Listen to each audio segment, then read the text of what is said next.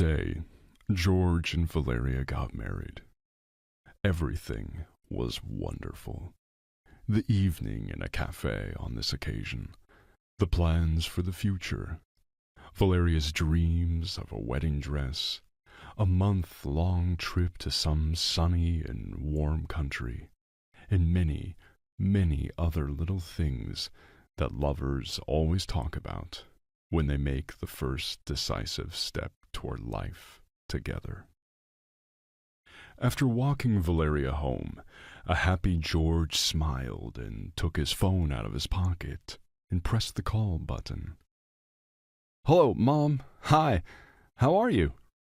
"Hello, son." He heard his mother's cheerful, ringing voice. "Your father and I are doing fine, and how are you?" "Fine. Mom's in a great mood," George thought cheerfully and continued. "Valeria and I have decided to become husband and wife here, so your favorite son is finally getting married. Are you glad?" There was silence. "Hello? Mother? Can you hear me? Hello? There's some problems with the connection. I'll call you right back." George pressed the call button again. "Hello, Mother. Can you hear me? Hello?" "I hear you." His mother's muffled voice came out after a pause, with not even a hint of the joyful mood with which she had originally greeted her son. "I say that Valeria and I have decided to get married." "I heard," the same voice replied. "Well, and—" "I don't understand something," George mouthed still cheerfully. "What don't you understand?" the mother retorted tiredly. "And, well, where are the congratulations? Aren't you glad?" "I'm glad. I'm very happy for you, son," replied the monotone voice, and after a pause, "Son, it's late now, and I have to work tomorrow, so we'll talk about it tomorrow, okay?" George always had a trusting relationship with his parents, especially his mother. George not only loved his mother, he also had great respect for her as a person, for her determination, for her ability to find a way out of any situation, for her wisdom, severity, and at the same time, some lightness in her relationships. "You have a great mom," his friends often said enviously to him as a child. And George was in complete agreement with them. In his school years, then in his college years, and even now, when he worked in a good company, in a good job, earning several times more than both of his parents, his mother was still the coolest, and her opinion was always important to him. His mother was acquainted with all of his girlfriends, and always supported all the wild fantasies of a life together with his next girlfriend. His girlfriend liked George's mother, Anna, as well, and after meeting her for the first time, they were no longer depressed about how to behave in the presence of Anna. All except Valeria. It all started with the picture. Here we have to digress a little and go back 14 years, when George went to university and started dating a pretty girl named Betty. Everyone falls in love quickly in adolescence, and the crush passes just as quickly. But that's not important. What matters is that in those short periods of falling in love, young people really are the happiest people on the planet. And of course, it is maddening to at least share the great joy and happiness with the people closest to them. George was no exception. And when one day the guy, slightly embarrassed, asked his mother, "Hey, Mom, can I come with a girl for Christmas?" Anna smiled and shook her head vigorously. "Of course you can." She asked about Betty for a long time, and then she said, "Son, do you have a picture of Betty?" "Of course I have a picture." "Well, show me. I want to look closely." Anna looked at all the pictures of Betty for a long time, and then she asked, "What does Betty like to eat? We have to consider her food preferences, too. I don't know, George replied confusedly. Find out right away and tell me. At the party, Betty was pleasantly overwhelmed by the wonderful reception of her beloved's parents, and after a while she felt as if she had known Anna all her life. "Mom, did you like Betty?" asked George the next day. "I liked her. She's a good girl," Anna responded cheerfully. "Did Betty like it at our place?" "Of course, she was delighted." "Well, that's nice." They talked and laughed a long time then. George was very happy that his mother spoke so well of his girlfriend, and even the faults mentioned in passing, in his mother's opinion, looked cute and funny. Then George and Betty's young love affair, somehow it ended quickly, without anguish, without accusations or tantrums, just ended, as it does when you are only 18, and they remained good friends. George had other girls, but Anna always asked to see their pictures before she met them. George sighed heavily and walked on.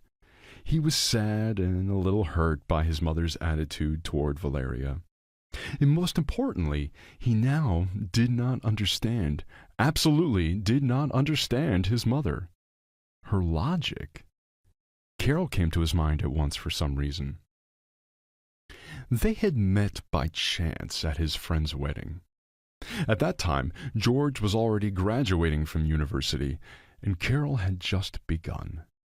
The bright girl with piercings, pink hair, and a ringing laugh was hard not to notice in the crowd of guests.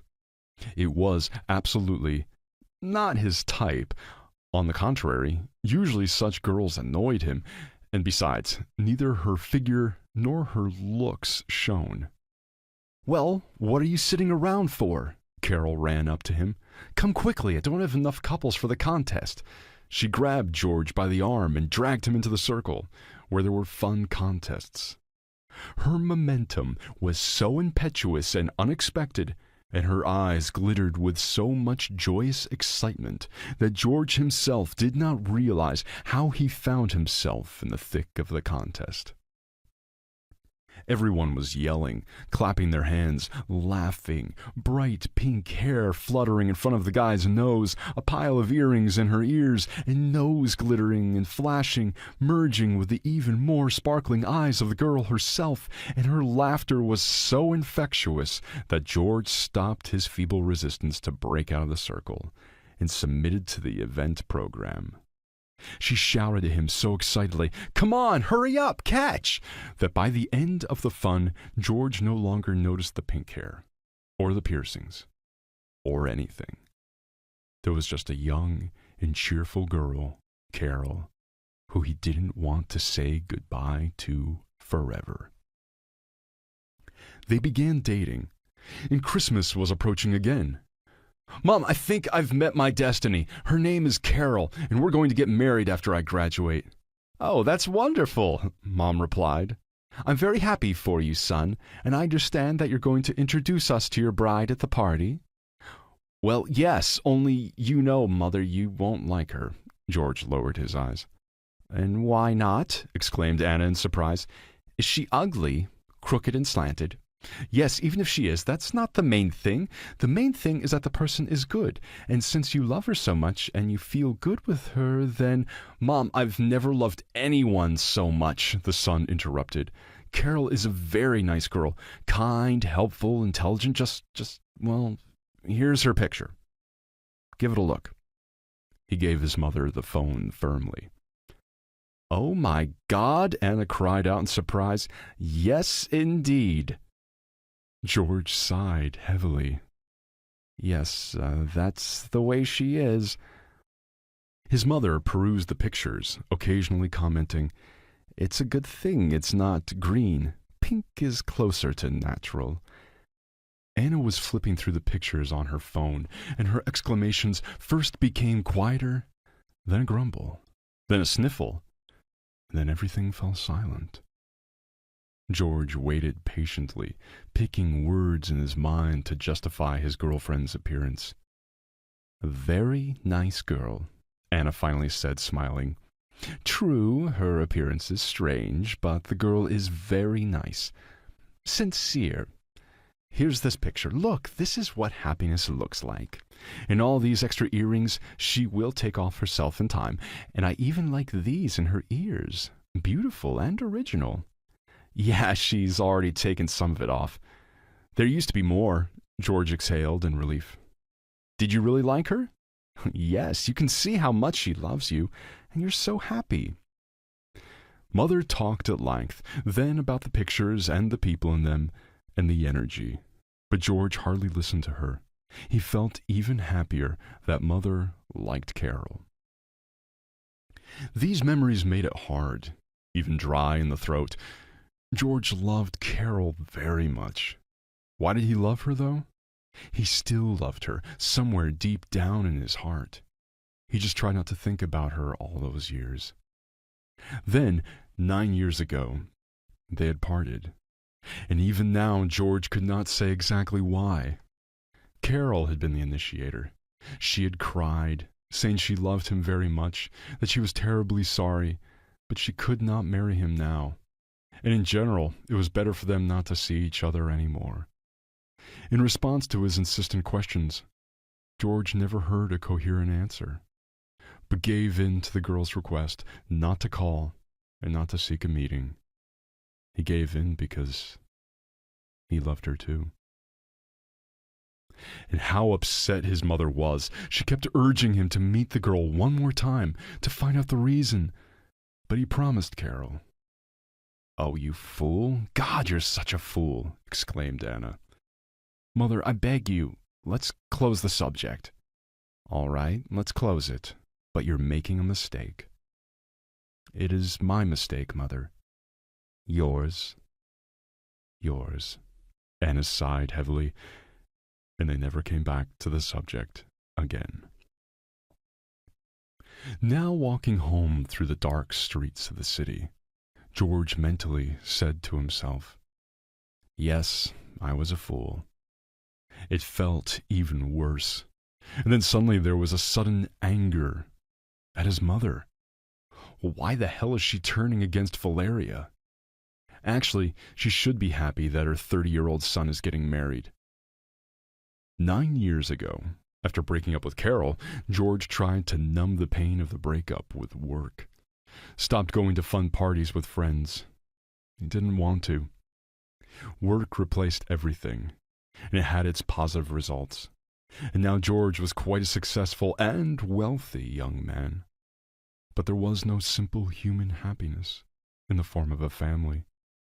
He had not met a girl who would make his heart race, ready to burst out or freeze to the point where it was hard to breathe. To be honest, George wasn't looking for anyone, because he didn't really want to. Anna was very proud of her son's success, and seeing that, George tried to work even harder, even better. He loved his mother very much. "Mom, if I never get married, will you be very upset?" George once asked. "Why won't you get married?" the woman exclaimed. "I'm 30 years old now, and I haven't met anyone. There are plenty of good girls, but I never could love again." "So you haven't met your destiny yet." "But I may never meet her, and you'll be left without grandchildren," George smiled sadly. "Oh, you've got something to be sad about. If you think I can't live without grandchildren, you shouldn't," laughed his mother. "Well, seriously, believe me, son, you don't have to ruin your life just so I can have grandchildren. You're bound to meet another girl you love, and everything will be fine with you." They were quiet. "George, how is Carol living now?" asked Anna very timidly. The son sighed heavily. "I don't know. After all, we agreed then that she would call me herself if she saw fit, and I would not take the initiative. You were right, Mother. I was a fool at the time. But what can I say now? It's been so many years. She loved you so much. I'm so sorry." "I loved her too, and I'm sorry too." George and Valeria met by chance. It was spring, The flowers were blooming, and that's what caught his girlfriend's attention. They were taking pictures.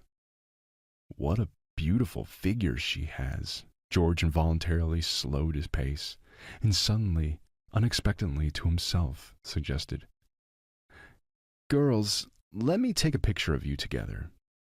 The photo shoot was really a success. Valeria, the owner of an ideal figure and no less beautiful face, introduced herself. Their romance developed rapidly. In just a month, Valeria was already presenting George to her parents as her fiancée. George was very flattered to have such a beautiful girl by his side, and he wanted a family. Some moments in Valeria's behavior George did not like, but still something about her made his heart beat more often. So why shouldn't she be my wife? At least she's pretty, and how happy her mother will be, the boy pondered. Valeria hurried on. "When will you introduce me to your parents?" George didn't like it. You should be more modest, he thought. But Valeria arched her back seductively, flicked her perfectly painted eyelashes, and the idea of modesty disappeared. "Mom, what are you and Dad's plans for the weekend?" asked George.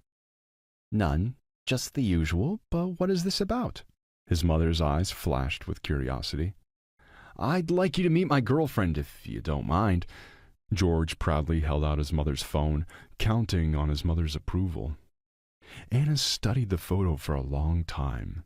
George waited for the usual comments, but his mother was stubbornly silent. Finally, she held out the phone to her son and said just one word. "Beautiful." He waited for questions, but there were none. "Mom, what do you think of Valeria?" "She's beautiful," Anna repeated again, and then she fidgeted, starting to avert her eyes. "George, you know, you're not a young boy anymore, and I don't want to meet all your girls like I used to. I don't need to. I'll meet the one you marry. Sorry."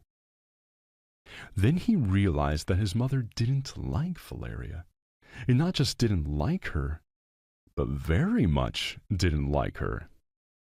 Meanwhile, the young people's relationship was developing, and George was more and more inclined to think about proposing to Valeria. The only thing that was weighing on him a bit was his mother's stubborn unwillingness to talk about their relationship with Valeria. "Mother, why do you dislike her so much?" said George. "I didn't say that," replied his mother. "You didn't, but I can see everything." "What do you want from me?" cried Anna. "You are a grown man, and you have eyes and ears like mine. What is acceptable to one does not have to be accepted by the other. You love Valeria, fine, but that doesn't mean I have to love her too." The woman suddenly fell silent. "Son, I can't explain my emotions for Valeria. After all, it's your life. I'm human too, and I could be wrong. Anyway, I want you to know that I will accept your choice, and I won't make any intrigues." "I hear you, Mother." So today, George made his choice. He and Valeria decided to become husband and wife. And what a beautiful day it was. And his mother, she ruined everything with her indifference. George was hurt to tears. That's why he was angry. "You could at least pretend to be happy," George thought angrily. The next day, George was telling his parents about his and Valeria's wedding plans. The father asked something, clarified something, showing a keen interest in such an important event in his son's life.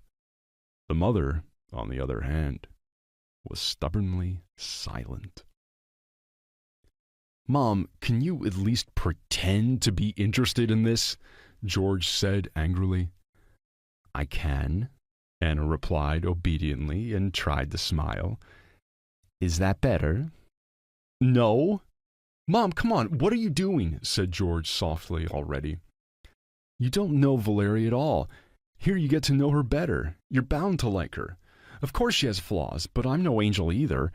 And her parents are normal people. Well, maybe you won't be very interested in them, but they're not bad." "Yes, you're right, son," Anna interrupted him. "I understand everything perfectly. If this wedding is so important to their family, well, on Sunday we'll all go to them together. Don't worry. I'll be set by then, and everything will be fine." "What's wrong with you?" asked Anna's husband as George left. "Leave me alone. I don't know. Nothing good will come of it." "That you don't like your future daughter-in-law is understandable," the husband grinned. "But it's not like you have to live with her." "Have you seen pictures of her?" "I've seen her. I think she's a very pretty and showy girl. It's understandable that George couldn't miss one. I wouldn't have passed by either."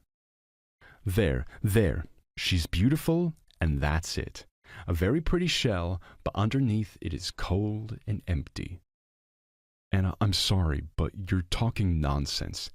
"It's not nonsense. It's not my fault that most people don't know how to look at pictures. You just have to look carefully. You can pretend perfectly, but a photo reflects just one moment, a split second, and out of the pile of pictures you eventually get to see the true person, their essence.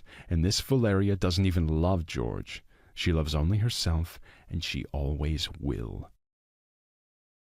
Anna cried with helplessness. "What can I tell him? What can I explain? Even you don't believe me. You don't take it seriously. And then, after all, I'm just a woman. I could be wrong. That's why I feel so lousy and pretending, you know. I've always been bad at it. I really want to be wrong. Really. Do you believe me?" "I believe you. Don't cry. George is a grown man. Let him figure it out for himself." "George, my dad's car broke down, and it'll be in the shop until Monday," Valeria said into the phone. "And my parents were going to go to the cottage on Saturday morning. Could you drive them? Because my mom is nervous." Valeria smiled. "Yeah, no problem," George replied. Early Saturday morning, George drove his future in-laws to the summer house. He had been there in the summer. It was nice, fresh air, nature. When the father-in-law-to-be finally opened the gate, George froze in place, stunned by what he saw. The skinny dog and cat were staring at him. "Are you still alive? Get out of the way! Get underfoot!" the future mother-in-law shouted angrily, heading for the house. "Let's get out of here." The future father-in-law stomped his foot, following his wife. The animals jumped awkwardly aside, seeing their owners off with a wistful look. "That's Jack and Felix, isn't it?" "That's them, isn't it?" George looked confusedly at Valeria, who approached. "Well, yes, that's them," the girl nodded indifferently. I thought you took them into town with you when you left." "No," Valeria wrinkled her pretty nose. "Animals don't belong in a city apartment." "But they will die here. You can't do that." The cat and the dog rushed towards George. Jack wagged his tail as hard as he could and whimpered pitifully as if to say, "Well, where have you been so long? It's cold here and there's nothing to eat. You're back at last." And Felix rubbed diligently at the guy's feet and sneezed incessantly. "George, come and help. Jose can't do it by himself," called the future mother-in-law decisively. "What are you fiddling with those animals for?" "Barbara, are you leaving them here all winter?" "What will happen to them? They are animals and have to feed themselves. Come on, hurry up. We have a lot to do." "But they'll die." "Then that's their fate." They quickly finished their business and got into the car, while Felix and Jack sat alone in the yard, huddled together and seeing people off with a desperate look. For them, too, no miracle had happened on this visit, and they had to wait again, hungry more and more, the cold inexorably creeping through their fur, and less energy left. All the way to town, the father-in-law and mother-in-law were talking. They were discussing tomorrow's meeting with George's parents, asking him something. Valeria was talking about her dress and hairstyle, asking what she should wear to finally make her future mother-in-law like her. George heard them but didn't listen.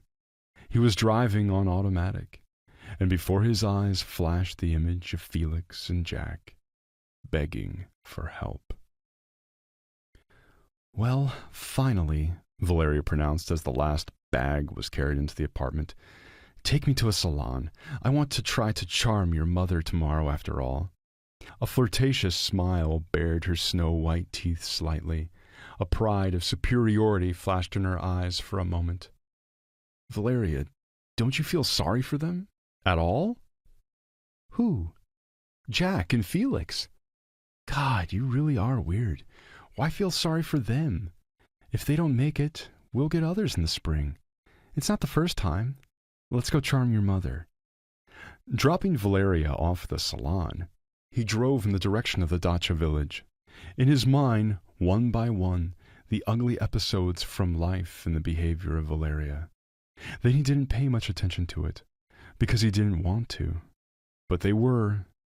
But Valeria herself was very beautiful.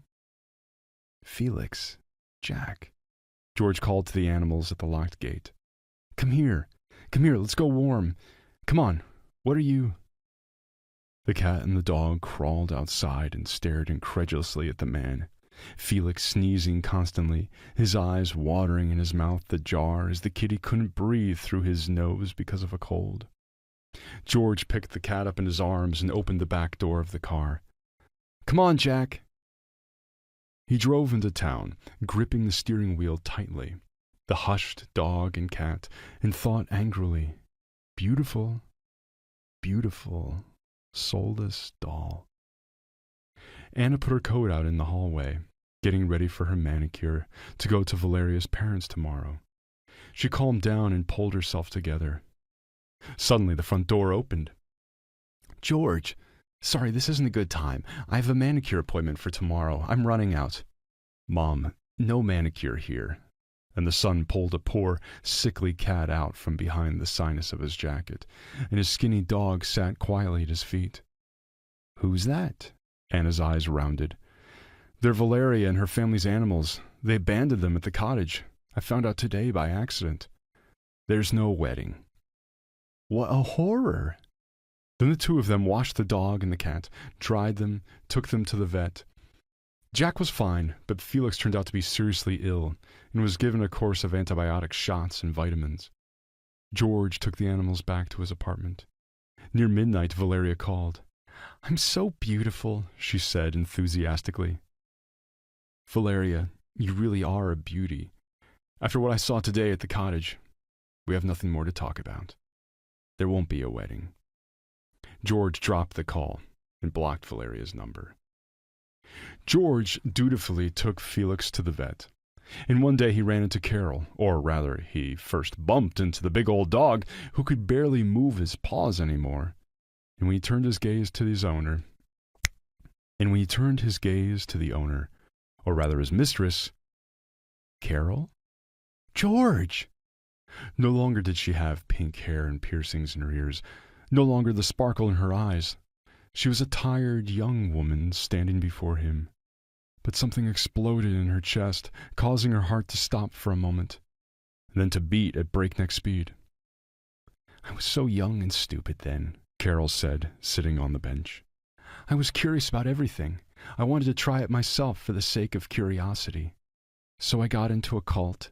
At first it was interesting and great, but when I had an epiphany, I couldn't get out of there. They wouldn't let go, threatened the lives of my loved ones and loved ones. I was very afraid that someone would get hurt. That's why I left. Thinking that I could handle it on my own, I couldn't. When my parents found out about everything, they went to the police, but it wasn't that easy. Finally, they dealt with the cult, but my mother couldn't stand it, and she had a heart attack. I was the one who killed my mother. Why didn't you call me? I was waiting. I felt then that I had no right to happiness.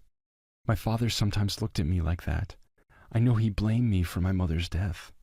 I broke down completely, morally. I don't want to tell you anymore. And now, how do you live now? My son is 4 years old. Does your husband love you?